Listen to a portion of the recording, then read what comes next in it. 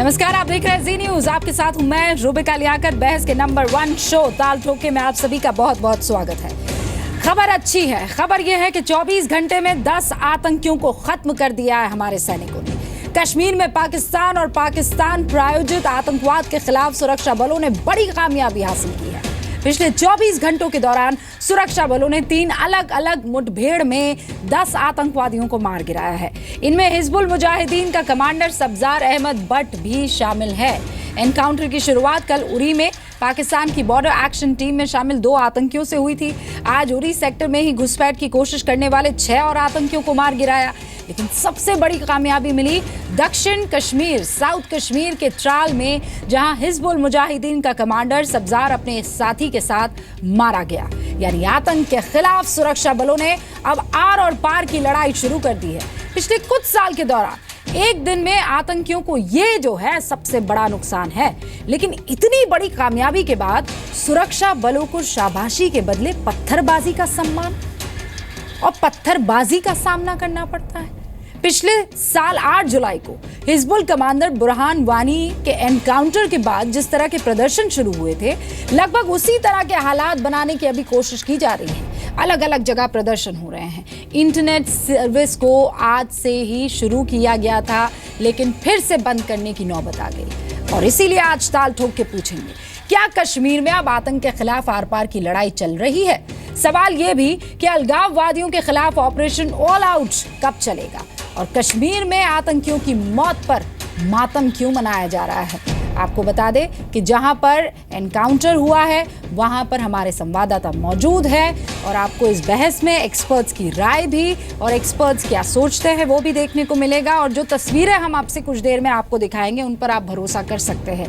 यानी यहां पर ये बहस और जिस खबर पर बहस हो रही है वो 100% खरी है, प्योर एज गोल्ड। शुरुआत करते हैं, लेकिन उससे पहले ये रिपोर्ट।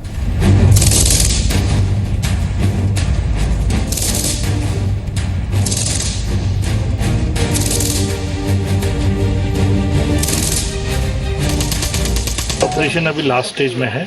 अभी हमारा सर्च चल रहा है। जैसे ही ऑपरेशन कंप्लीट होगा हम आपको बता देंगे। अभी तक कितने हुए? दो टेररिस्ट का डेड बॉडी जो है रिकवर किया गया।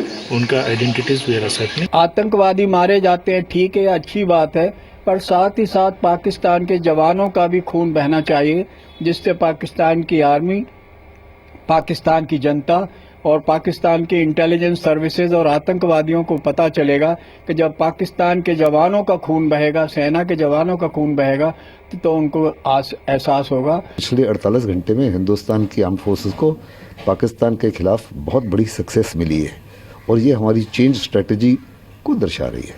हमको सफलता असली तब मिलेगी जब हम अपनी नीति में बदलाव लाएंगे और जब हमारी फौज को ये फ्रीडम मिल जाएगी कि आपको ये सिर्फ ये नहीं सोच के चलना कि जब हमला होगा तो आप उसका उचित कार्रवाई करेंगे। आप हमला जहां से आ रहा है उसको देखकर प्रीएम्प्ट करेंगे। ये जो एक्शंस हुए हैं इसमें भारतीय सेना का प्रोएक्टिव एटीट्यूड दिखता है। यानी हम अभी एक्शन लेने वाले हैं और हम लोग एलओसी को डोमिनेट करने वाले हैं। हमारी सेना बहुत कॉम्पिटेंट है, काबिल मुबारकबाद है, लेकिन कश्मीर के हालात दिन ब दिन खराब होते जा रहे हैं। ऐसा पहले कभी नहीं हुआ। जब से भारतीय जनता पार्टी की सरकार आई है, आज तो कश्मीर में भी उनका राज है।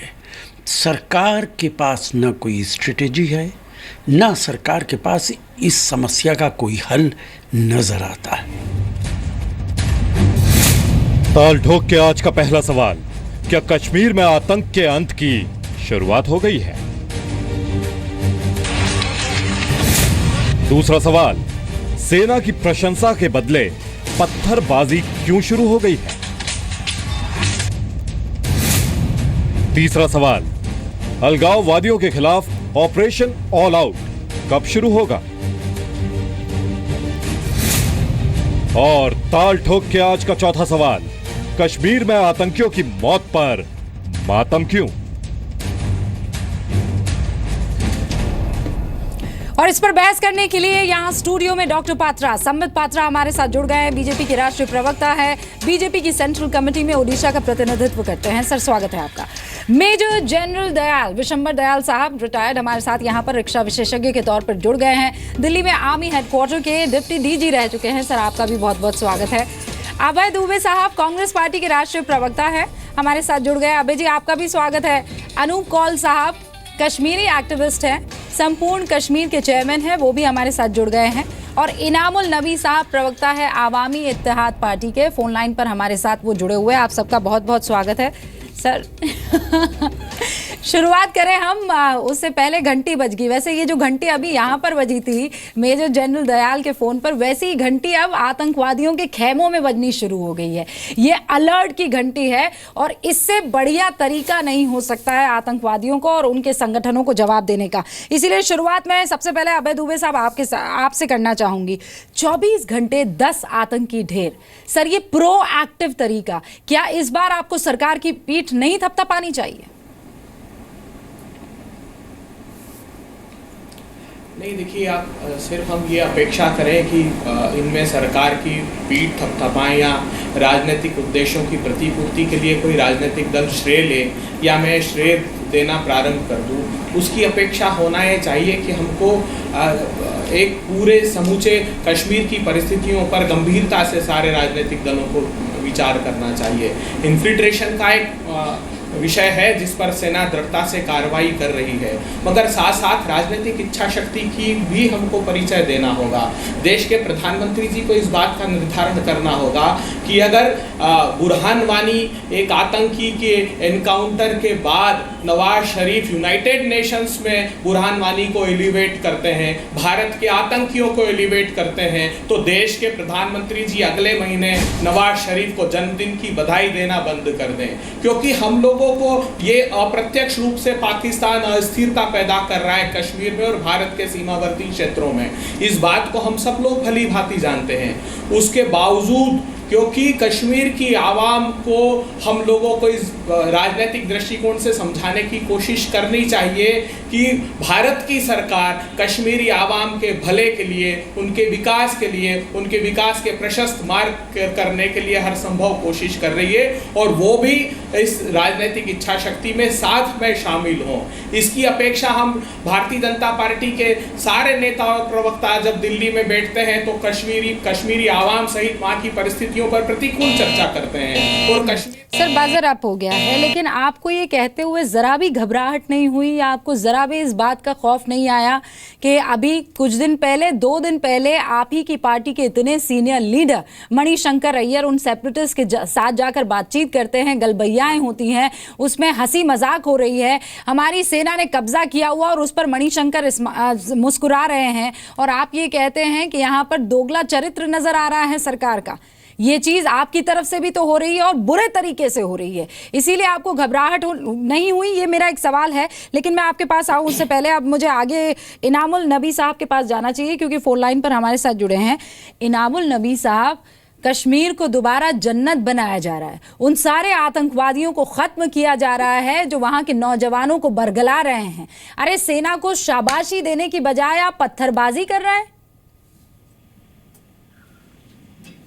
आप खुद ही इस बैठी को आपने पहले भी जहन्नम बना के रखा है, बनाया जाए। अब एक सेकंड सर, आपकी आवाज नहीं आ पा रही है, मैं एक भी सेंटेंस क्लियरली नहीं सुन पाई हूँ। दोबारा से आप अपनी बात रखिए या मैं दोबारा आपके पास आती हूँ। एक बार हम लोग डिस्कनेक्ट करके फिर आपको फोन लगाते हैं ताकि आप जो भी कह रहे हैं वो क्लियरली हम सुन पाए। डॉक्टर पात्रा, इतना काफी है या आपको लगता है कि अभी और चीजें करनी बाकी हैं? क्योंकि आप आतंकवादियों का खात्मा कर रहे हैं, नो डाउट, लेकिन कश्मीर अनरेस्ट, देखिए, अभी 27 वर्षों से, लगभग 27-30 वर्षों से कश्मीर का ये प्रॉब्लम चल रहा है। जिस प्रकार से इस सरकार ने पहली बार एक डेफिनेटिव अप्रोच कश्मीर को लेकर दिखाया है, हाँ, लोगों ने बार बार पूछा कि क्या अप्रोच है। अब देखिए, दिख रहा है वो अप्रोच नंबर 1, किसी भी मिलिटेंट को सॉफ्ट तरीके से छोड़ा नहीं जाएगा। जैसे 2006 से बुरहान वानी वहाँ स्वतंत्र घूम रहा था, अपना मिलिटेंसी को बढ़ावा दे रहा था हिजबुल मुजाहिदीन के अंतर्गत, उसको किस प्रकार से मार गिराया गया, न्यूट्रलाइज किया गया। उसके बाद जो इमीडिएट सक्सेसर जो अभी अहमद भट्ट है, सरबाज अहमद भट्ट, उसको जिस प्रकार से मार गिराया गया। सबसे बड़ी बात है कि ये एक डेफिनेटिव अप्रोच दिखाता है कि आप सक्सेसर बनाते जाओ और हम उसे मारते जाएंगे।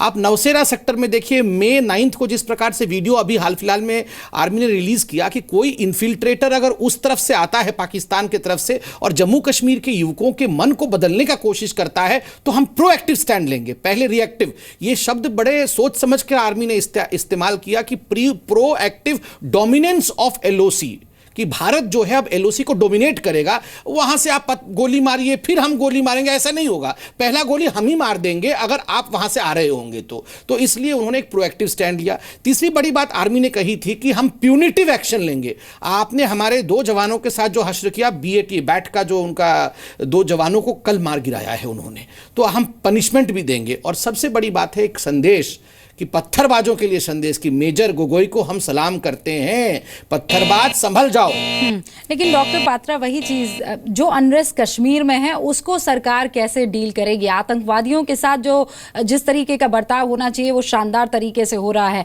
आप बोल रहे हैं एलओसी पर जवाब दिया जा रहा है, वो भी बहुत बढ़िया है, लेकिन कश्मीर में जो हालात है उसके लिए क्या स्ट्रैटेजी आपके पास, ये मैं आगे आपसे पूछूंगी। लेकिन मेजर जनरल दयाल, ये वाकई बहुत काबिले तारीफ है कि हिजबुल मुजाहिदीन में अब जो वो कमांडर का रोल प्ले करने वाला होगा आगे, वो सोचेगा भाई मेरा तो हाल इसके सब्जार जैसा हो जाएगा, मेरा हाल बुरहान वानी जैसा हो जाएगा। यानी एक बहुत शानदार मैसेज दे दिया है प्रोएक्टिव में। देखिए, इसमें कोई शक की बात नहीं है कि 2000 मतलब 2000 और 98-99 वगैरह के बाद सिक्योरिटी फोर्सेस को पिछले 24 घंटे में सबसे अच्छी, मैं समझता हूँ, एक सबसे काबिल और एक सबसे शानदार जो है वो जीत मिली है।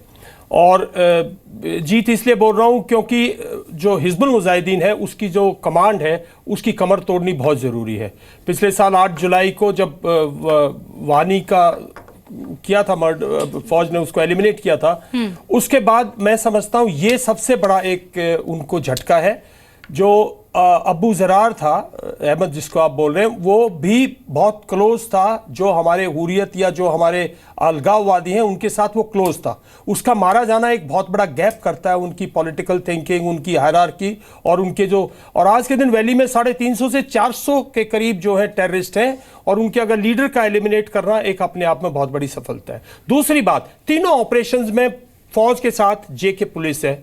इसका मतलब हमारी जो स्ट्रैटेजी है कि यूनिफाइड कमांड, यूनिफाइड तौर से इंटेलिजेंस कलेक्ट करके, सिक्योरिटी को टाइटन करके और ऑपरेशन जो लॉन्च कर रही है, वो एक बहुत बड़ी सफलता है। तीसरा, देखिए उस इलाके में आप अपने रिपोर्टर से पूछिए, छोटे छोटे घर हैं और कितने कितने वहां पे किसी किस्म का कोई कोलेटरल डैमेज नहीं किया है सिक्योरिटी फोर्सेज ने, सिर्फ उस घर को, उसी को बर्बाद किया जिसमें तीनों टेररिस्ट थे। चौथी बात मैं यहां पे बताना चाहूंगा कि जो अभी पत्थरबाजी है, मैं समझता हूं यहां पॉलिटिकल लीडरशिप को इंटरवीन करना चाहिए, लोकल एडमिनिस्ट्रेशन की यूटिलाइज करनी चाहिए, सरपंच को कलेक्ट करना चाहिए ताकि वो लोगों में इस चीज को दबाएं ताकि लोग सड़कों पे ना उतरे। ये जो स्टेट गवर्नमेंट को यहाँ पर प्रोएक्टिव होना पड़ेगा, सेना तो हो ही रही है। अब मैं आऊंगी मेजर जनरल आपके पास। इनामुल नबी साहब एक बार फिर से हमारे साथ जुड़ गए हैं। हाँ, अपनी बात रखिए, आइए। आप चाहते हैं मैं सवाल दोबारा से आपको पूछूं? जी जी जी, आप पूछिए। ठीक है, मेरा सीधा सवाल सर यही है कि आप कश्मीर को दोबारा से जन्नत बनाने की मुहिम सेना ने थाम ली है। वो सारे आतंकवादियों को ख़त्म किया जा रहा है जो युवाओं को, जो वहाँ की महिलाओं को ढाल बनाते हैं और कहीं ना कहीं गड़बड़ी फैलाने की कोशिश करते हैं। 24 घंटे 10 आतंकवादी ढेर। सेना को तो शाबाशी चाहिए हुजूर, पत्थरबाजी कहाँ? मैडम, मैं आपको बता दूं कि पिछले 30 वर्षों से यहाँ सेना कश्मीरी अवाम को मारती आई है। तकरीबन 1 लाख के नौजवान करीब अभी तक मारे गए हैं, और आज जब 30 साल मुकम्मल होने को है, कश्मीरियों को मारते हुए आपने अभी पूरे भारत में अभी तक यहाँ पर कुछ हासिल किया ही नहीं है। आप मिलिटेंट्स को मार रहे हो लेकिन मिलिटेंसी खत्म नहीं हुई है।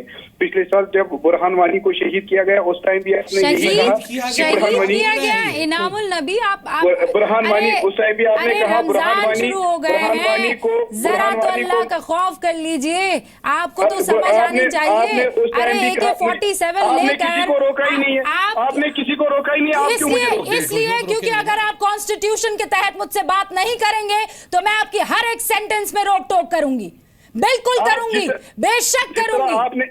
आप चलाइए मत, आप जर्नलिस्ट हैं, आपको चलाना शोभा नहीं देता है। आपको शोभा नहीं देता है कि हिंदुस्तान में रहकर आप एक आतंकवादी के खात्मे को शहादत मैं थोड़ी हिंदुस्तान में रहता हूँ, मैं जम्मू कश्मीर में रहता हूँ, जो कि जम्मू शर्मानी चाहिए आपको। आप कौन है ये बातें कहने वाले? क्यों गया है आपको स्पेशल स्टेटस जो है साहब कौन दे रहा है? कोई नहीं, कोई आप हमारा अभिन्न अंग है। हमें एक स्पेशल स्टेटस है, आपकी तरह से हमें गोलियां लग रही है। हमें स्पेशल स्टेटस है, आप हमारे बच्चों को अंधा कर रहे हैं। हमें स्पेशल स्टेटस है कि आज के करीबी सैकड़ों जवान आपने अस्पतालों में बड़े हैं। आपको मैं बताऊं 30 साल आपने कश्मीरी लोगों को मारा, 30 साल के बाद भी आपने कुछ हासिल नहीं किया। पिछले साल जब बुरहान वानी का इंसिडेंट हुआ आपने कहा कि अब मिलिटेंसी खत्म हुई, उसके बाद भी तकरीबन 100 से ज्यादा बच्चों ने मिलिटेंसी ज्वाइन की। आज जब आप फिर से इस सरदार भट्ट को आपने मारा और साथ में फैजान अहमद को, आज भी आप इस पर सेलिब्रेशन कर रहे हैं, लेकिन हमें इसके बाद भी पता नहीं अब इसके बाद क्या होने वाला है। मेरे कहने का मतलब ये है कि कुछ हासिल नहीं होगा। बहुत आपको वक्त दे दिया, क्या मतलब क्या होने वाला है? हमें पता है क्या होने वाला है, वहाँ आतंकवाद का खात्मा होने वाला है। आप जैसे तमाम लोग, सुनिए सर, आपको बड़ी मोहब्बत है ना, आपको बड़ी मोहब्बत है तो आप चले जाइए पड़ोसी मुल्क, आपको वीजा मिलना मुश्किल नहीं होगा। आतंकवादियों का खात्मा तो सर होने वाला है, वो आप अपने पास ही रखिए, ठीक है? कोई वीजा नहीं चाहिए, वो खात्मा होने वाला है, वो खात्मा होने वाला है। हिंदुस्तान ने 15 साल में, सुनिए साहब, एक सेकंड सुनिए, आप कान खोलकर सुनिए, एक सेकंड आप सुनिए, सुनने की आप सुनिए, आप हिम्मत रखिए, आप हिम्मत रखिए। और आप हिंदुस्तानी हैं, और आप हिंदुस्तानी हैं, नहीं हूँ, आप हिंदुस्तानी हैं, कान खोलकर सुन लीजिए, आप हिंदुस्तान की सरजमीं पर हैं और अपनी कश्मीरी होने पर हिंदुस्तानी हैं। महबूबा मुफ्ती जम्मू कश्मीर की CM है, वो डेमोक्रेसी के तहत चुनकर आई है, उनके अंडर आप हैं, आप हिंदुस्तानी हैं। आवाज बंद कीजिए साहब, इनकी आवाज बंद कीजिए। मुझे सुनाना है नहीं, मैं नबी को नबी साहब नहीं कहूँगा, न सर कहूँगा, मैं कहूँगा ये नबी सुन ले इस बात को। आपने कहा कि आप हिंदुस्तानी नहीं है, बिल्कुल ठीक, आप हिंदुस्तानी नहीं हैं, आप गद्दार हैं। आप गद्दार थे और गद्दार हैं।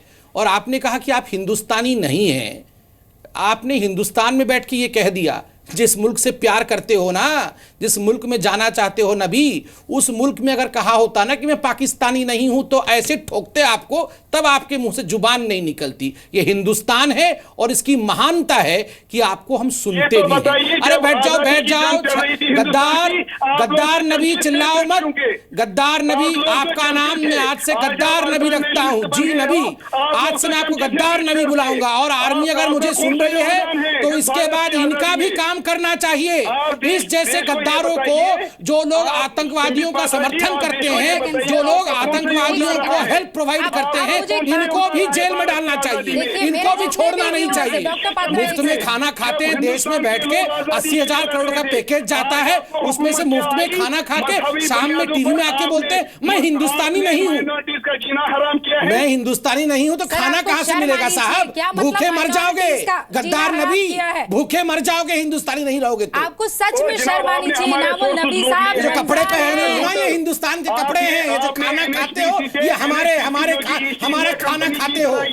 गद्दार कहीं के। उसने 20,000 कमाए हैं, 20,000 करोड़ कमाए हैं 20,000 कमा लिए गद्दार। लौटा दीजिए। जाओ जल्दी से, जल्दी जाओ मम्मा जान के पास जाओ, हफीज सईद के पास, चाचा जान के पास जाओ। मुझे शो में इनामुल नबी नहीं चाहिए। इनामुल नबी मुझे आप इस शो में इसलिए नहीं चाहिए क्योंकि यहाँ सिर्फ वो लोग हैं जो कॉन्स्टिट्यूशन के तहत अपनी बातें रखते हैं, डेमोक्रेसी की इज्जत करते हैं, आतंकवादियों के खात्मे को मातम के तौर पर नहीं मनाते हैं। यहां पर वो लोग वेलकम हैं। और मैं आपको बता दूं कि माइनॉरिटी को खत्म कर रहे हैं। आप ये कह रहे हैं अरे ये सरकार है जिसने 15 साल में एक कश्मीरी पर लगभग 91,300 रुपए खर्च किए इन 15 सालों में, और उत्तर प्रदेश जो कि 13% हिस्सेदार है पॉपुलेशन का, उस पर सिर्फ एक आदमी को 4,000 रुपया खर्चा किया गया है। इतनी मोहब्बत आपको हम करते हैं और उसके बावजूद आप गुणगान गाते हैं पाकिस्तान का। सर बहुत बहुत शुक्रिया, मैं हाथ जोड़कर अब हमें आप नहीं चाहिए इस डिस्कशन में, खत्म। लेकिन आप उनको कुछ कहना चाहते हैं, वो टीवी जरूर देख रहे होंगे। देखिए मैं आपको नबी एक बात सिंपल बताना चाहता हूं। सन 47 में पहले भारतीय सेना नहीं आई थी जम्मू एंड कश्मीर में। पहले लुटेरे आए थे पाकिस्तान से, जिन्होंने आपके लोगों को मारा, आपकी औरतें लूटी, आपके घर बार लूटे। सन 89 में भारतीय सेना वहां पीसफुल तौर पे एलसी पर डिप्लॉयड थी, हम लोग नहीं डिप्लॉयड थे। आप लोगों ने 10,000 हिजबुल मुजाहिदीन ने 10,000 कश्मीरियों को मारा, 10,000 से ज्यादा औरतों की इज्जत लूटी, बच्चों को ऑर्फन किया। जब आपने ये सब हमारे नागरिकों के खिलाफ किया तो भारतीय सेना वहां उतरी, भारतीय सिक्योरिटी फोर्सेस ने आपके खिलाफ कार्रवाई की। आप गद्दारी की भाषा इसलिए बोल रहे हैं कि आपको इस देश में बोलने का हक है। और दूसरी बात एक और मैं आपको बताना चाहता हूं, आज भी अगर वहां अमन शांति हो तो हमारी सिक्योरिटी फोर्सेस को शौक नहीं है। हम अपने लोगों के लिए, कश्मीर में हमारे लोग हैं, आप जैसे गद्दार हमारे नहीं है। आप जैसे गद्दार सिर्फ हमारे वोटर हैं, सिर्फ हमारा आइडेंटिटी कार्ड लेके सिर्फ हमारी शराफत का फायदा उठा रहे हैं। मेजर जनरल, हमें इनामुल नबी सरी के लोगों पर टाइम वेस्ट नहीं करना चाहिए। ये वो लोग हैं जिनको वाकई अब तो डिबेट में भी नहीं बुलाना चाहिए। ये तो डेमोक्रेसी की खूबसूरती है साहब कि आप आते हैं। बहरहाल अब वो डिबेट का हिस्सा नहीं है, क्योंकि हमारे व्यूअर्स का भी खून खौल रहा था जब वो इस तरीके की बातें कर रहे थे, और इस बात को वो समझ नहीं पाते हैं कि ये हमारी जमहूरियत की खूबसूरती है कि वो बोल पाते हैं। करके दिखाया ऐसा पाकिस्तान में, जिनके इशारों पर नाचते हैं।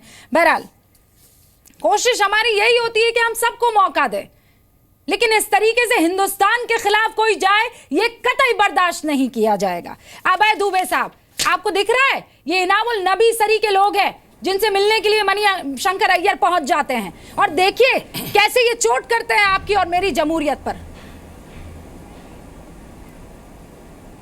ये भारतीय जनता पार्टी के यशवंत सिन्हा जब मिलने गए रूबिका जी, जब एक भी सवाल खड़ा नहीं किया आपने, तब ये भी तो हुर्रियत के नेताओं से मिले थे और उनकी सिफारिशों में से कुछ सिफारिशें भारतीय जनता पार्टी की सरकार ने भी मानी है।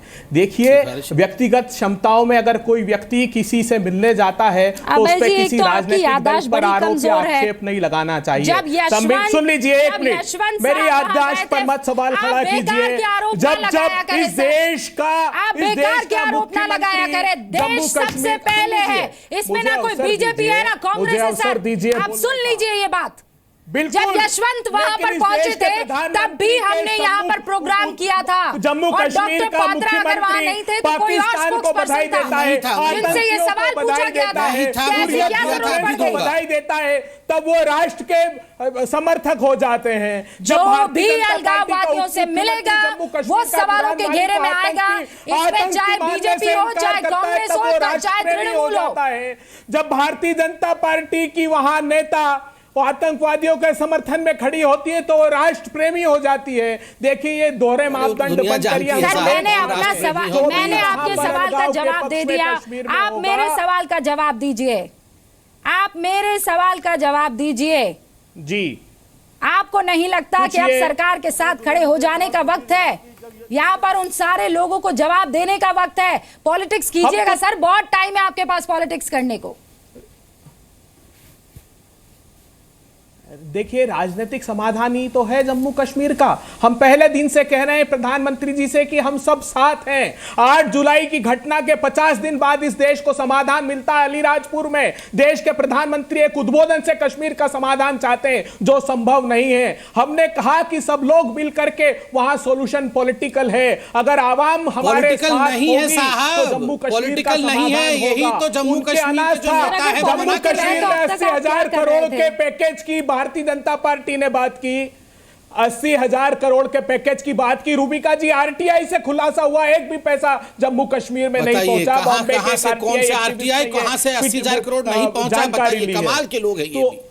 कमाल के लोग पब्लिक डोमेन में है। आप चिल्लाते रहिए, हम तो आतंकवादियों को मारेंगे, आप यहाँ पर मुहर्रम मनाते रहिए, छाती पीटते रहिए कि आतंकवादी क्यों। हम तो मारेंगे आतंकवादियों को, हम तो आतंकवादियों को मारेंगे, आप मातम मनाते रहिए साहब।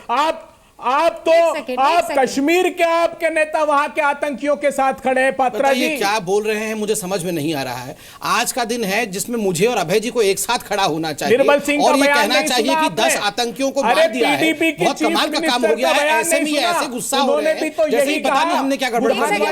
एक सेकंड रुकिए आप, एक सेकंड अभय जी, एक सेकंड। अच्छा, मुझे एक वैलिड सवाल का जवाब दीजिए डॉक्टर पात्रा। कोई भी नहीं मिलना चाहिए अलगाववादियों से? बिल्कुल नहीं मिलना चाहिए। ठीक है, इससे कोई फर्क नहीं पड़ता, कोई मिले ना मिले। फर्क इससे पड़ता है कि उनको जारी से रुक जाइए, एक सेकंड जी बताइए, रुक जाइए अभय जी। मिनिमम प्रोग्राम बनाया। अरे रुकिए, मैं बता रहा हूं इतना परेशान मत होइए अभय जी। मेरा सवाल पूछ लेने दीजिए अभय जी, एक सेकंड रुकिए, शांति, एक सेकंड। सर मुझे ये बताइए कि अलगाववादियों को जो फैसिलिटी मिल रही है उसे देना सरकार कब बंद करेगी? वो सबसे इंपॉर्टेंट चीज है। उनके हाथ पैर तो तभी टूटेंगे ना, वो कमजोर तो तभी पड़ेंगे ना जब यहां से उनको इतनी फैसिलिटीज दी जा रही है, उस पर फुल स्टॉप लग जाए। मिलना नहीं मिलना बात की बात। रूबिका जी, थोड़े दिन पहले आप लोगों ने पूछा था कि हमारे जवानों के साथ इस प्रकार की बदसलूकी हुई, उनके साथ बर्बरता हुई, वो शहादत को प्राप्त हुए, क्या करेंगे? मैंने आपको कहा था कि आप विश्वास रखिए, ऐसा जवाब मिलेगा जो कभी इन्होंने सोचा भी नहीं होगा। आपने सेपरेटिस्ट के बारे में पूछा है, मैंने कहा था आप धीरज रखिए, ऐसा हश्र होगा जो मैं यहाँ बोलना भी नहीं चाहता हूँ। कश्मीर पॉलिसी हमारी सरकार ने बनाई है एक। आज तक कभी हुर्रियत के खिलाफ किसी सरकार ने डेयर नहीं किया था कि एनआईए का इन्वेस्टिगेशन खोले।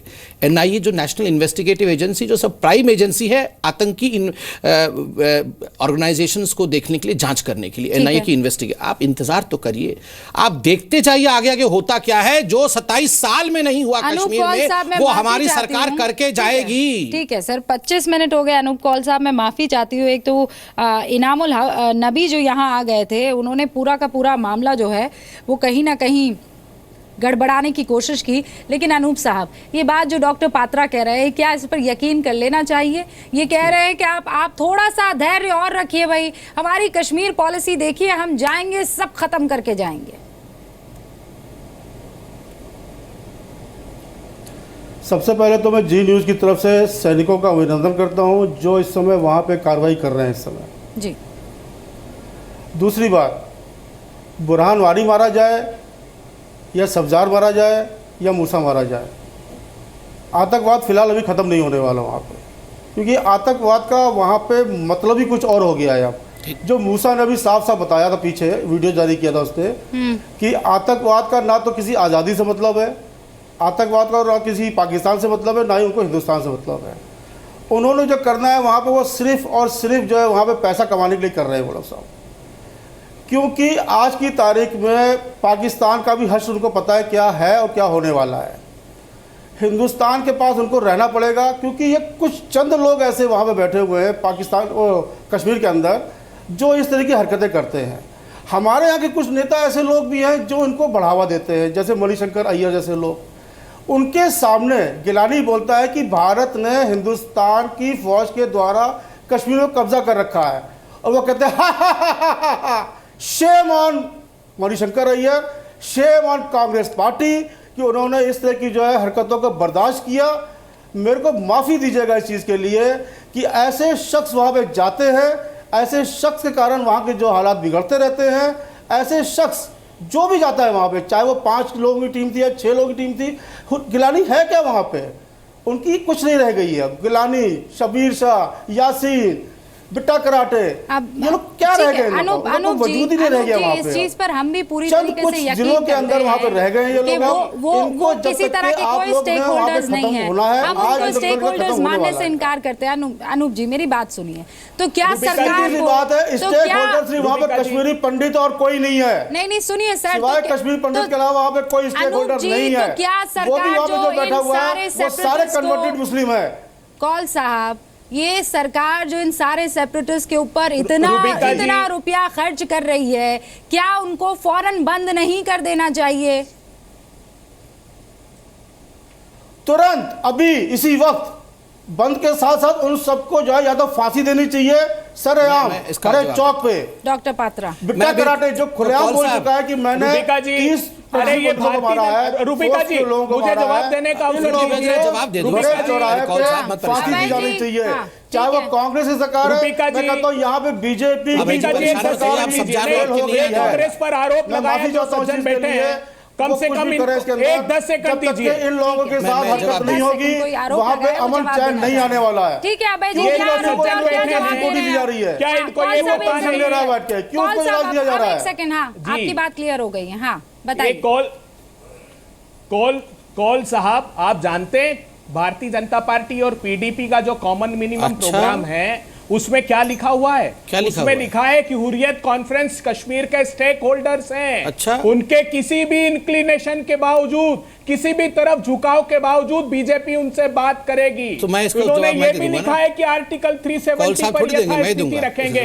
अरे जब आपने कौल साहब हंसी नहीं उड़ाई, जब शांत हो जाइए, तबियत खराब हो जाएगी। अरे सब्जार लौट के नहीं आने वाला है साहब, आतंकवादियों को बधाई देता हूं। सब्जार गया और लौट के नहीं आने वाला है। अब मत चिल्लाइए, खौफ मत खाइए। अगर गिलानी ने वहाँ बोला आप माफी मांगते हैं कांग्रेस पार्टी की तरफ से। सर क्या हमें आतंकवाद से लड़ना है और कश्मीर इशू को निपटाना है, आपस में नहीं लड़ना है, जनता से माफी मांगेंगे, आपस में नहीं लड़ना है। आज आप पूरी देश की जनता से माफी मांगेंगे कांग्रेस पार्टी?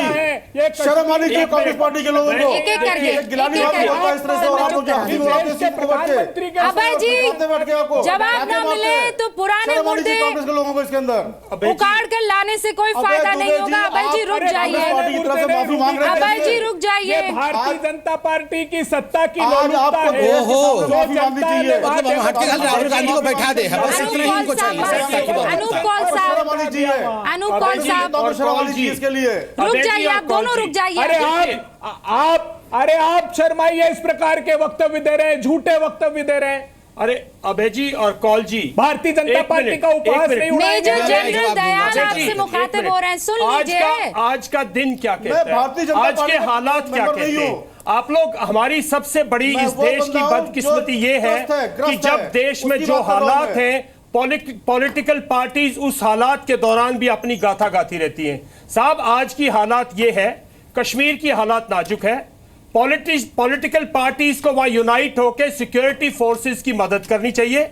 सिक्योरिटी फोर्सेस ने आज एक बहुत बड़ा ऑपरेशन किया है पिछले 24 घंटे में, 10 टेररिस्ट को एलिमिनेट किया है। एक कंड्यूसिव एनवायरनमेंट बनेगा, ऐसे नहीं बनेगा, कंड्यूसिव एनवायरनमेंट नहीं बनेगा जब तक किसी से बात करने का मैं नहीं समझता किसी किस्म से कोई चीज हासिल होगी।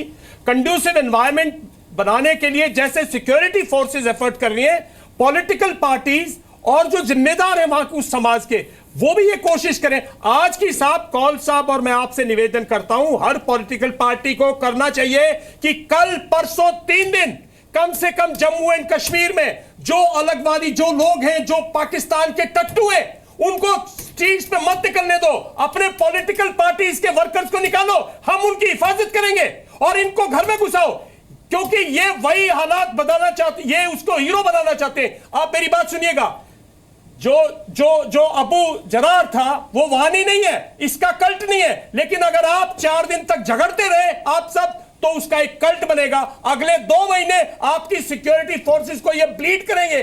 आपसे मेरी निवेदन ये है, पूरी पॉलिटिकल पार्टी से जी चैनल के थ्रू और जितने जम्मू एंड कश्मीर में जो लोग हैं, क्योंकि जम्मू एंड जो टेररिस्ट है उससे सिक्योरिटी फोर्सेस नहीं डरती, हम तो उसका एक वो टारगेट है। टारगेट असली तो आपके लोग हैं जो रात में भय में जीते हैं, जो आपकी औरतें रात को निकल नहीं सकती, जो इनके लिए खाना बनाती हैं, वो बच्चे जिनको ऑर्फन करके छोड़ देते हैं, जुर्म तो उन पे डालते हैं ये। तो आज आप अपने समाज से अपील कीजिए कि अगले आने वाले सप्ताह में आप सिक्योरिटी फोर्सेस के साथ करें, आपके पॉलिटिकल वर्कर्स इनको कंट्रोल करें, आप कंट्रोल किए, पुलिस कंट्रोल करे। मेरी आपसे निवेदन है, आप लोग तो तू मैं घुस गए फिर से। ब्यूटीफुल, इससे बढ़िया बात क्या? Abhay ji, you are a very माहौल समझो साहब, you are a very intelligent man. Abhay ji आज के हालात समझो, कंडीशन नहीं है एनवायरनमेंट, कोई सुनने को तैयार नहीं है आपकी बात। बिल्कुल रूबिका जी, देखिए रूबिका जी, मेजर जनरल दयाल अभय जी जो बात कह रहे हैं, आप समझ रहे हैं सोनिया गांधी जी ने, पर ये बिल्कुल ठीक है, मैं सहमत हूँ, 100% समझ रहा हूँ, ये जो मैं सहमत भी हूँ, वो तो माहौल बना रहे होंगे कि यहाँ ये बीजेपी और कांग्रेस वाले आपस में लड़े और हम इसे नेक्स्ट हीरो बुरहान वानी का दर्जा दे दे। सर उसको कैसे खत्म किया जाए? आज आप और संबित पात्रा साथ हुई है आज तो। साहब एक देखिएगा, एक मिनट, आज दोनों में डिवीजन है। मूसा जो है, मूसा जो है वो अलगाववाद, मूसा इनकी बात नहीं सुन रहा था, ये हुर्रियत से बात करना चाहता था। इनके अंदर डिवीजन है। साहब मदद कीजिएगा सिक्योरिटी फोर्सेस की, आपके वहां वर्कर्स हैं और आपके वहां वर्कर्स हैं, पॉलिटिकल वर्कर्स हैं, आप लोग आइएगा अपने पॉलिटिकल। आज शाम को हर पॉलिटिकल पार्टी को नेशनल टेलीविजन पर लीडर्स को, वाइस प्रेसिडेंट को, प्रेसिडेंट को अपील करनी चाहिए। मैं कहता हूं इनसे भी, मैं इनको भी कहता हूं, इनके वहां मंत्री हैं, साहब अपील कीजिएगा कि कल आपके मंत्री वहां पहुंचे, जान जोखिम में डालें और पब्लिक से अपील करें कि भाइयों सड़क पे मत निकलो। Can that be done? ये सबको करना चाहिए। Can that be done? 99 में किया, फारूक साहब ने भी किया, ये साहब आप लोग समझते नहीं हो। वाजपेयी जी ने, ये वक्त वाजपेयी साहब ने किया। विद ऑल ड्यू रिस्पेक्ट, बिल्कुल सही कह रहे हैं, ये जो गुस्सा है ये वाजिब है। सबसे बड़ी बात जो इन्होंने कहा है कि आज उनकी कमर टूट रही है, जो आतंकी है उनकी कमर टूट रही है, ऐसे में हम सब एक होकर उन पर प्रहार करना चाहिए, राजनीति नहीं होनी चाहिए।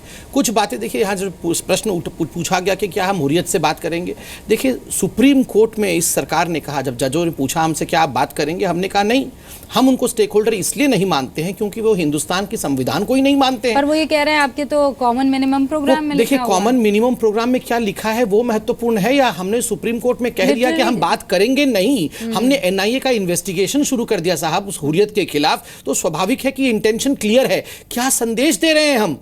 मेजर गोगोई को जो साइटेशन दिया गया है, क्यों दिया गया है, कितना सख्त? जनरल बिपिन रावत ने थोड़े दिन पहले क्या कहा निकलकर कि if you behave this way we will go helter skelter after you, मतलब हम छोड़ेंगे नहीं, इधर उधर जाके मारेंगे आपको। तो स्वाभाविक है, ऐसे में मैं कहना चाहूंगा कि देखिए, प्रधानमंत्री नरेंद्र मोदी जी ने भी पत्थरबाजों के विषय में लाल किले से भी कहा, उसके बाद भी कहा कि या तो आप पत्थर चुनिए या तो कंप्यूटर चुनिए, और पत्थर चुनेंगे तो उसका अंजाम अलग होगा। और मैं आज कहना चाहूंगा कि सोनिया जी ने आज तक इस पे कोई अपील नहीं की है पैलेट गन के खिलाफ, इनके पार्टी ने पार्लियामेंट में भी कहा है। It's time to do it. Abhay ji, मैं तो मेजर जनरल दयाल के उस वक्तव्य के आगे नहीं जा पा रही हूँ। It's high time sir, get together, what's wrong? Rubika ji, हमारे गंभीर प्रयासों का संज्ञान भी भारतीय जनता पार्टी ने लिया। अभी क्या कह रहे हैं पात्रा जी? सोनिया जी हमारी अध्यक्षा वो पहली नेता थी जिसने एक हाई लेवल कमेटी बनाई जिसमें मनमोहन सिंह जी हैं, चिदम्बरम साहब हैं, गुलाम नबी आजाद जी हैं, जिन्होंने गंभीर प्रयास करना प्रारंभ किए। हमने तो डायलॉग को इनिशिएट करने के लिए सुन लीजिए, मैंने आपके बीच नहीं बोला पात्रा जी, देश के प्रधानमंत्री जी से दोनों हाथ जोड़कर आग्रह करता हूं कि रैलियां और प्रचार खूब हुआ, समय दीजिए। महबूबा मुफ्ती भी कह कर गई है कि प्रधानमंत्री जी को इनिशिएट करना पड़ेगा। महबूबा मुफ्ती ने कहा कि 5 वर्किंग ग्रुप का जो फॉर्मूला मनमोहन सिंह जी का है उसी में समाधान है जम्मू कश्मीर का, जिसमें कॉन्फिडेंस बिल्डिंग मेजर है। मनमोहन सिंह जी में ही समाधान था तो समाधान हुआ क्यों नहीं भैया? सुन लीजिए, अरे पात्रा जी था, हमने तो था तो हुआ क्यों नहीं? वो था तो क्यों था? वहां शांति स्थापित हो गई थी, शांति स्थापित हो गई थी। मैं आंकड़े दे देता हूं भैया, 2010 में जो पत्थरबाजी हुई थी उसमें 102 लोग मारे गए थे, 2016 में 70 लोग मारे गए, तो कैसे शांति स्थापित हो गई थी भैया? शांति कैसे स्थापित हुई? इतना प्यार क्यों उमड़ आया था आपको? तभी से ये परिस्थितियां डिटोरिएट होना स्टार्ट हुई। तब तो ये डिटोरिएशन तब से हुआ जब बुरहान वानी को मार गिराया गया और आप लोगों के लीडर फारूक अब्दुल्ला कह रहे थे कि बुरहान वानी को मार के गलत किया। फिर से देख रहे हैं मेजर साहब, इनको समझाएंगे। पत्थर पे सर मारेंगे, पत्थर पे सर मार रहे थे। सर सुनिए, एक सेकंड सुनिए। हाँ सर, आप अपना सवाल पूछिएगा। अभय जी एक सेकंड, ये भाजपा के मुख्यमंत्री का बयान है। अगर आपकी पॉलिसी, आपकी स्ट्रैटेजी इतनी कारगर थी तो मुझे ये बताइए, अब तक कोई मसले का हल क्यों नहीं निकल पाया? तो करके गए हैं ना नेहरू जी। आप क्यों कोई चीजें बदल नहीं पाए? क्यों आज भी ये वही लोग हैं जो अभी इनामुल नबी सरी के लोग जो गद्दारी करते हुए कहते हैं नहीं आपका भारत, आपका हिंदुस्तान? अरे कोई बदलाव क्यों नहीं आया? रमजान ही का टाइम था सर, याद होगा आपको, वाजपेयी ने कहा कि सीज फायर कर लेते हैं, रमजान का महीना है, पीसफुल महीना है, आराम से चीजें निकल जाएंगी। उनके पीठ पर छुरा, आपको पता है ना कैसे भोंका गया। पहलगाम में 25 लोगों को मिलिटेंट्स ने मार दिया। ये लॉलेस, रूबिका जी, ये लॉलेसनेस की सिचुएशन भारतीय जनता पार्टी और पीडीपी की सरकार आई। ये एक सेकंड आतंकवादियों के खिलाफ तो बोलेंगे नहीं, इनको खाली सत्ता, इनको खाली politics. I will not allow this to happen. I will follow what the general said today. हम सबको जनरल की बात माननी होगी। मैं कांग्रेस की आलोचना नहीं करूंगा और मैं नहीं चाहता हूं कि आप सरकार की आलोचना करें। आप आज आतंकवादियों के खिलाफ बोले आतंकवादियों के खिलाफ। बिल्कुल आप यहाँ बैठ के यहाँ पर ये सरकार खराब, वो सरकार खराब, हमें सत्ता दे दो, ये बंद करिए, ये बंद करिए। एक सेकंड, इसका क्या मतलब है कि आतंकवादियों के खिलाफ? अबे जी एक सेकंड रुकिए, एक सेकंड, मुझे क्लैरिफिकेशन चाहिए। सरकार, अबे जी एक सेकंड, बुरहान वानी हीरो था क्या? आप लोग ये समझते हैं ये जो सब्जार अहमद मारा गया है, क्या ये हीरो है? नहीं, ये हीरो नहीं है। इसको हीरो बना देंगे अगले 3 दिन में। किसने कहा? इसको हीरो बना देंगे। आज ये तो भारतीय जनता पार्टी के उप मुख्यमंत्री ने बनाया। बिल्कुल नहीं कहा। मारा किसने? निर्मल सिंह ने नहीं कहा। राहुल गांधी मार रहे थे ढक ढक करके। किसने मारा? रिकॉर्ड पर है। हमने नहीं मारा भैया। क्या बात करते हैं आप? हम पे चिल्ला रहे हैं 2006 से घूम रहा था खाली। ये नहीं, भारत की सेना ने मारा। 44 से 4 सीट पे आ गए। भारत की सेना किसकी है? भारतीय सेना जो है, भारतीय सिक्योरिटी फोर्सेस। देखिए साहब, मैं एक बात बताना चाहता हूं, इसमें सिर्फ सेना नहीं, एक बहुत अच्छी चीज है कि सिक्योरिटी फोर्सेस में जे&के पुलिस साथ थी तीनों ऑपरेशंस में। बिल्कुल ठीक। इसका मतलब साहब ग्राउंड से हमें इनपुट्स और इंफॉर्मेशन आ रही है, लोग हमारे साथ हैं। पॉलिटिकल पार्टीज को यह समझना चाहिए कि बहुत ज्यादा तबका जम्मू एंड कश्मीर का है। आम नागरिक जो है, जब उसको मौका मिलता है वो इनके खिलाफ ऐसी कार्रवाई करता है। ये एक बहुत स्पेसिफिक इंफॉर्मेशन पे, इसको पिछले 15 दिन से फॉलो किया है सिक्योरिटी फोर्सेस ने, तब जाके हमने इसको प्रॉपरली नेट किया। कोई कोलेटरल डैमेज नहीं है। आपको तो आज सिक्योरिटी फोर्सेस को सबको मुबारकबाद देनी चाहिए। दूसरा, पॉलिटिकल पार्टी से मैं फिर यही अपील कर रहा हूं कि पॉलिटिकल एनवायरमेंट नहीं है वहां गन का एनवायरमेंट है। सिक्योरिटी फोर्सेस को एक साथ होके नहीं हो पाते, और ये साथ नहीं, इस 5-6 महीने में blindly follow the security forces, जो हमारी कंबाइंड कमांड है। आप पीडीपी भी, मैं कहता हूं आज के दिन जो चीफ मिनिस्टर है उसको भी चाहिए unified command, northern army commander, और उन्होंने भी कुछ खिलाफ नहीं कहा है, एक साथ मदद करें और वो इसका कंडम करे और इसको टेररिस्ट बोले। मुझे लगता है हमारी सेना ने वो दुखती नब्ज जो है ना इन अलगाववादियों की, उन तमाम आतंकी संगठनों की, वो 500 आतंकी जो एक्टिव है, वो दुखती नब्ज पकड़ ली है। अभय जी, अगर सोनिया जी से आपकी बातचीत हो रही है तो उनको कहिए थोड़ा स्ट्रैटेजी में बदलाव कर दें, इस वक्त सेना के साथ खड़े हो जाए और कश्मीर का सोल्यूशन निकल आए या ना निकल आए उसके लिए थोड़ा वक्त दे दे। ये तो कर ही सकते हैं अभय जी। हमने तो कहा हम साथ हैं, हम चिल्ला क्यों, जो साथ है वो चिल्ला क्यों रहा है भैया? साथ तो दिया जाता है। और उधर मणिशंकर अय्यर को आप सेपरेटिस्ट को मिलने के लिए भेज देते हैं अभय जी। ये दोगला रवैया नहीं चलेगा अभय जी। या तो क्या व्यवहार है, आप सुनिए तो सही। देश के प्रधानमंत्री, सुन लीजिए रूबिका जी, जब अवसर दिया है तो भारत के प्रधानमंत्री कहते हैं blood and water can not flow to blood and water can not flow together. मैं इंडस वाटर ट्रीटी को रिव्यू करूंगा। अभी 20 मार्च को देश के प्रधानमंत्री ने 10 सदस्यीय दल लाहौर में भेजा। क्या लाहौर में क्या हुआ? लाहौर में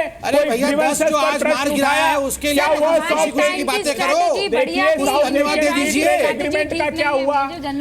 ये नहीं सुधरने वाले, ये 44 से 4 पे नहीं हो सकता, ये सुधार नहीं हो सकता है। देखिए भारत के प्रधानमंत्री पॉलिटिक्स जो है वो नाक की सीध में चल रही है। राहुल जी ने कहा है कि मुझे 4 सीट पे लाओ तभी मेरी छुट्टी होगी, वरना 1923 से आज तक पास्ट में क्या अच्छा हुआ क्या बुरा हुआ उस पे मत जाइएगा।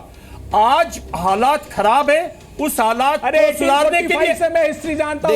नहीं जाइएगा, जाओ मत प्रजा परिषद कल्प्रिट मैं ऐसा नहीं बोलता। कांग्रेस और बीजेपी साथ लड़ते रहेंगे और कुछ नहीं होगा। साथ चलना मेनलैंड जो है। आखिरी सेगमेंट में पहुंच चुके हैं ताल ठोके में, और इसीलिए बहुत कम वक्त आप सबको मिलेगा। आपस में उलझिएगा मत, मेरे सवाल का बस जवाब दीजिएगा। डॉक्टर पात्रा, मेरा सवाल तो आपसे है, 24 घंटे में 10 आतंकी ढेर किए, 24 घंटे में 10 सेपरेटिस्ट की फैसिलिटी खत्म करेंगे?